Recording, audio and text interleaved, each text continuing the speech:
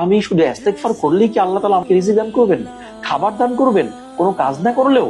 তখন সে চিন্তা করলো, আমি ট্রাই করে দেখবো যে আল্লাহ তাআলা আসলেই আমাকে ইস্তেগফারের বদৌলতে রিজিক দান করেন কিনা।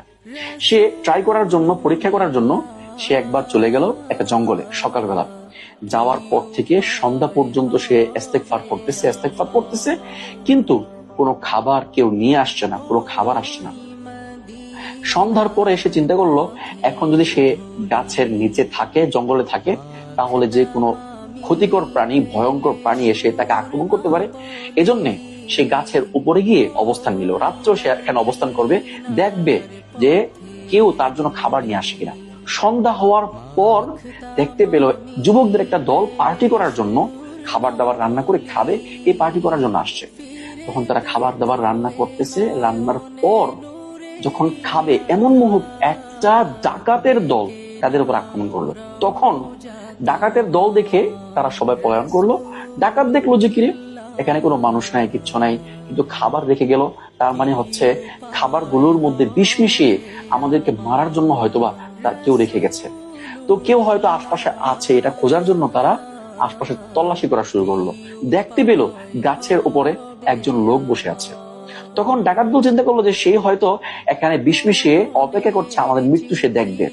গাছ থেকে জোর করে তাকে টেনে নামিয়ে জোর করে তাকে খাওয়ালো। সে খেতে চায়নি, তারপরও তাকে খাওয়ালো। তো সে খাওয়ার পরে ডাকাত দল যারা ছিল সবাই খাবারটা খেলো। খাওয়ার পর এই ব্যক্তিকে জিজ্ঞেস করলো যে খাবারের মধ্যে কোনো বিষ নেই, কিচ্ছু নেই, তাহলে তুমি খেতে চাচ্ছিলে না কেন?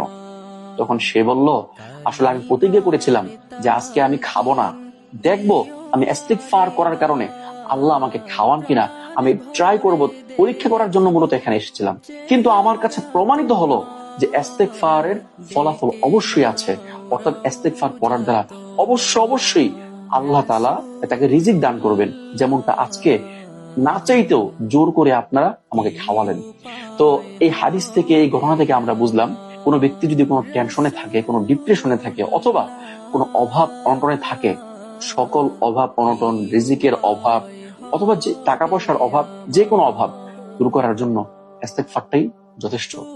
আর ইস্তেগফার যে কোনো ইস্তেগফার হতে পারে, আস্তাগফিরুল্লাহাল্লাযী লা ইলাহা ইল্লা হুয়াল হাইয়ুল কাইয়্যুম ওয়া আতুবু ইলাইহি, অথবা সাইয়্যিদুল ইস্তিগফার হতে পারে। যাই হোক, আমরা চাইলে ছোট ইস্তেগফারও পড়তে পারি, আস্তাগফিরুল্লাহ, হে আল্লাহ আমি আপনার কাছে ক্ষমা চাই, এটাও পড়তে পারি। যে ব্যক্তি ইস্তেগফারকে আঁকড়ে ধরবে, অর্থাৎ সব সময় উঠতে বসতে সর্বাবস্থায় ইস্তেগফার করবে, আল্লাহ তাআলা তাকে 3টা পুরস্কার দান করবেন। 1 নাম্বার হচ্ছে আল্লাহ তাআলা তাকে সকল প্রকার বিপদ থেকে বেরিয়ে আসার রাস্তা খুলে দিবেন। 2 নাম্বার হচ্ছে ওয়া মিন কুল্লি হাম্মিন ফাওজা, এবং সকল প্রকার টেনশন, ডিপ্রেশন